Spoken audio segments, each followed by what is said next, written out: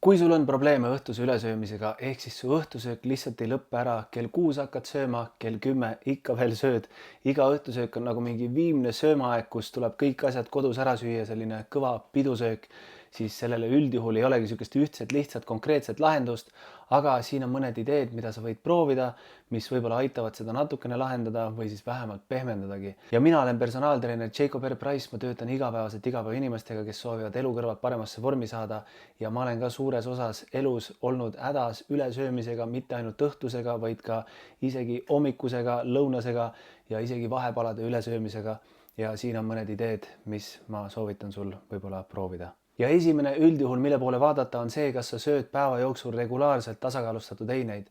Sest tihtipeale inimesed jätavad mingisuguseid söögikordi vahele, pool päeva ei söö ja siis täiesti normaalne on see, et õhtul tekibki räige nälg ja siis me ei suuda ennast ohjeldada, me ei suuda teha mõistlikke toiduvalikuid ja siis sealt tekibki selline räige söömaaeg või ülesöömine. Ja loomulikult see, mitu korda päevas sa sööd, ei ole tegelikult nii oluline kui see, mida ja kui palju sa sööd, aga lihtsalt see, mitu korda sa sööd, võibki mõjutada seda, mida ja kui palju sa sööd, ehk siis näiteks hommikusöök ei ole päeva kõige olulisem eine, aga kui hommikusöögi vahelejätmine tekitab sul õhtust ülesöömist, siis see väga suurendab hommikusöögi tähtsust, ehk siis võib-olla on mõistlik midagi vähemalt hommikul süüa, et siis vältida seda ülesöömist.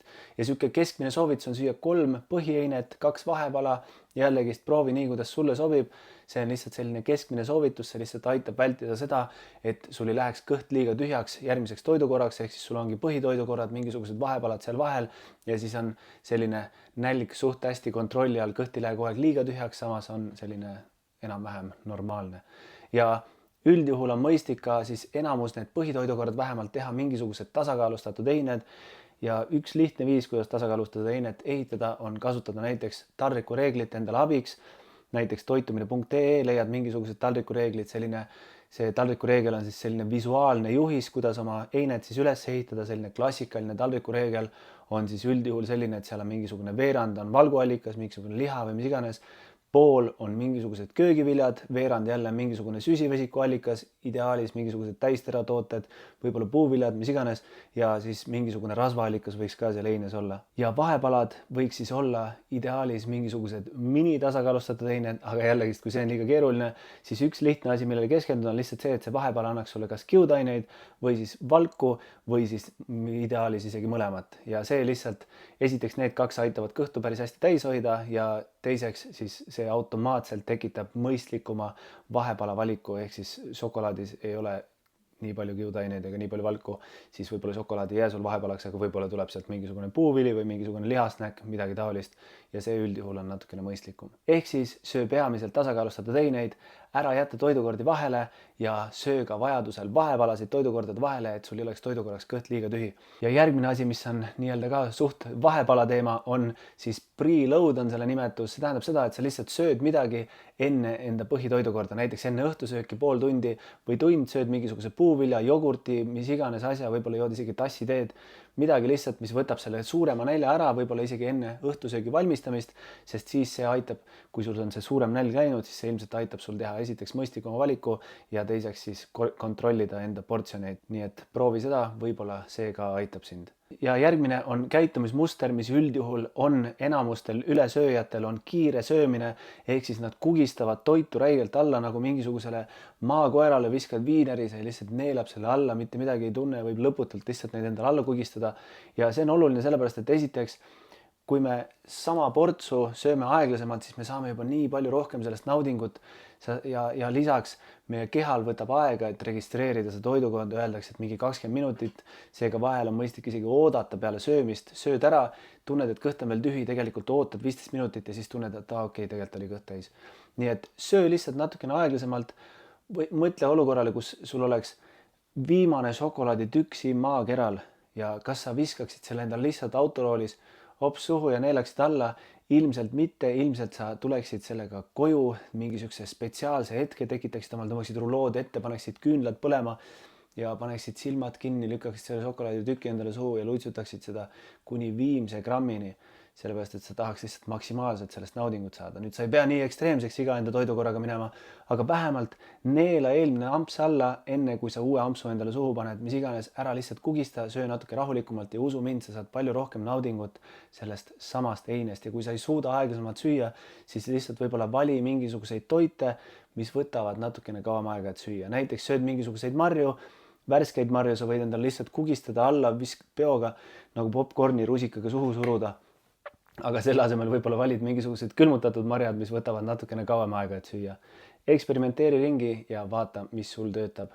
Aga üldjuhul see aeglasem söömine tavaliselt annab natukene rohkem seda täiskõhutunnet ja natuke rohkem seda nii-öelda küllustunnet. Ja järgmine on tekitada endale toetav keskkond, ehk siis hoida endale kodus igasuguseid paremaid asju saadaval, võib-olla mitte hoida mingisuguseid kiusatusi endal lähedal, mida sa kipudki üle sööma. Kui sul on kilo šokolaadi laua peal, siis on suht lihtne kilo šokolaadi ära süüa. Kui sul kilo šokolaadi laua peal ei ole, vaid kilo šokolaadi on ainult poes, siis iga kord, kui sa tahad kilo šokolaadi süüa, sa pead poodi sellele kilole šokolaadile järgi minema, ehk siis seda hõõrdumist on vähem. Ehk siis ära hoia endal laiali igasuguseid toite, millest sa kipud üle sööma. Halvimal juhul lihtsalt jäta need asjad poodi ja siis võib-olla, kui sul tõesti on selline olukord, et nüüd ma suren ära, kui ma kilo šokolaadi ei saa, siis sa vähemalt pead selle šokolaadi järgi jalutama poodi ja see tekitab lihtsalt sellist lisahõõrdumist. Võib-olla selleks hetkeks, kui sa poodi jõuad, siis sa tunned, et okei, mul tegelikult ei olegi nii palju seda enam vaja. Võib-olla teed isegi mingisuguse mõistlikuma valiku. Aga tekita endale toetavam toidukeskkond ja siis sul on palju lihtsam selle ülesöömisega siis tegeleda või siis üldse lihtsalt paremaid toiduvalikuid teha. Ja kui su ülesöömine ongi pigem kaloraaži poolest, ehk siis sa tunned, et see lihtsalt takistab sul kaalulangust, et sul on igasugused, sa sööd igasugustest just kõrge kaloraažiga asjadest üle, siis sa saadki toidukeskkonda muutes endal paremad valikud teha lihtsamini kättesaadavaks. Võib-olla selle asemel, et sul šokolaadikauss on või kommikauss, tekitad omale puuviljakausi, võib-olla söödki õhtuti marju nende šokolaadi tasemel, siis sa saad ikkagist jätkuvalt edasi süüa, kui sa soovid, aga lihtsalt tunduvalt mõistlikumaid asju ja see kõik algab poest. Kõik, mis endale koju tood, sa ära sööd, nii et ära osta endale igaks juhuks mingisuguseid šokolaade koju, mida sa igaks juhuks ka kohe ära sööd, osta siis kohe juba igaks juhuks natukene paremaid valikuid, mis on madalama kaloraažiga, mida sa saad muretult süüa, ilma et need su kehakaalu liialt mõjutaksid. Ja loomulikult tihtipeale me sööme ka lihtsalt igavusest või siis nii-öelda emotsionaalne söömine. Kui sa tunned, et sul on selline pigem emotsionaalne söömine selle õhtul, siis ürita lihtsalt ennast tegevuses hoida või siis joo näiteks mingisugune tassike teed, võib-olla see rahustab sind maha, võib-olla ära vaata mingisuguseid lolle tantsu- ja laulusaateid, mis ajavad sind stressi ja ajavad sind sööma, sellepärast et need on lihtsalt niivõrd igavad ja lollid, vaid vaata midagi muud, vaata midagi huvitavamat, võib-olla hoopis mängi mingisuguseid mänge, võib-olla mängi kaarte, aga kindlasti mitte kasiinos, ära mängi neid, vaid pigem oma kaaslasega näiteks. Võib-olla lähed hoopis välja jalutama, see jalutuskäik tõmbab sul natukene rahulikumaks, ühesõnaga mõtle mingisuguseid asendustegevusi ja vaata, võib-olla see aitab sul tegelikult seda söömist vähendada, sest tihtipeale me sööme sellest, et meil on lihtsalt igav või meil on vaja lihtsalt midagi teha, mingisugust stiimulit saada. Ja üks asi, mis väga palju mõjutab meie toiduvalikuid, on alkohol, ehk siis sihuke 1-2 nii-öelda süütut õllekest või klaasikest veini siin-seal tegelikult suht suurelt juba mõjutab seda, mida me süüa tahame, kui palju me seda süüa tahame. Ehk siis jood selle 1-2 klaasi veini ära, siis tegelikult seda näksimist tuleb nii palju rohkem. Nii et mitte ainult ei tule sellest alkoholist endast kaloreid, see alkoholi enda kaloraaž võib-olla ei olegi nii suur, kui on see efekt, mis tuleb sellega, et me hakkame lihtsalt igasuguseid asju sööma ja tavaliselt kui sa seda alkoholi jood, ega siis sa ei taha ju mingisugust õuna süüa sinna peale, vaid sa ikka tahad mingisugust krõpsu, mis iganes, midagi väga head. Ehk siis tavaliselt tulevad isud igasuguse kõrge kaloraažiga asjade järgi, nii et kui sa ürita aru saada, kui sa tarbid regulaarselt alkoholi, kas see alkoholi tarvitamine muudab sinu isusid ja kui ta muudab, siis ilmselt on mõistlik alustada siis sellest juurest, ehk siis alustada sellest, et võib-olla vähendada seda alkoholi ja siis võib-olla see vähendab automaatselt seda ülesöömist ja kui sul on vaja midagi karastavat õhtuti juua, võib-olla joo mingisugust mullivett, joo algavaba õlle, võib-olla joo mingisuguseid teisi karastusjooke, kalorivabu näiteks, või siis joo üldse mingisugust teed või midagi. Ja viimane selline naljakas asi on võib-olla see, et lihtsalt pesta hambad ära. Ehk siis, kui me peseme hambad ära, siis me paneme lihtsalt punkti söömisele. Muidugi ma olen mitu korda seda nii-öelda override'inud seda, ehk siis okei, suva ma söön, ma võin hambaid uuesti pesta. Aga siiski tihtipeale see ikkagist pigem on see, et ma pesin juba hambad ära, ma ei viitsi hambaid uuesti pesta ja see panebki lihtsalt nagu sellise punkti sellele söömisele. Tänaseks on söödud, ma pesen hambad ära. Ma arvan, et see on isegi suht hea strateegia, veel eriti siuksel väga late night'il. Nii et pese hambad ära või mine voodisse, voodis ka ei ole ilus süüa, sest pärast sa pead selle küpsise puru sees magama. nii et proovi neid asju, loodetavasti mõni nendest aitab sind ja sooviks veel mainida siia lõppu, et nädala pärast umbes algab suve kõrvalt paremasse vormi challenge 26. juunil. Väljakutse eesmärk on ehitada sulle paremad harjumused kogu eluks, et sa saaksid oma paremasse vormi teekonna panna autopiloodile, sellepärast et sul ei ole vaja mingisugust uut dieeti selleks, et paremas vormis olla ja sinna saada, vaid sul on lihtsalt vaja paremaid harjumusi. Selle väljakutses me ehitamegi sulle mõned baasharjumused, mis aitavad sul seda kõike teha.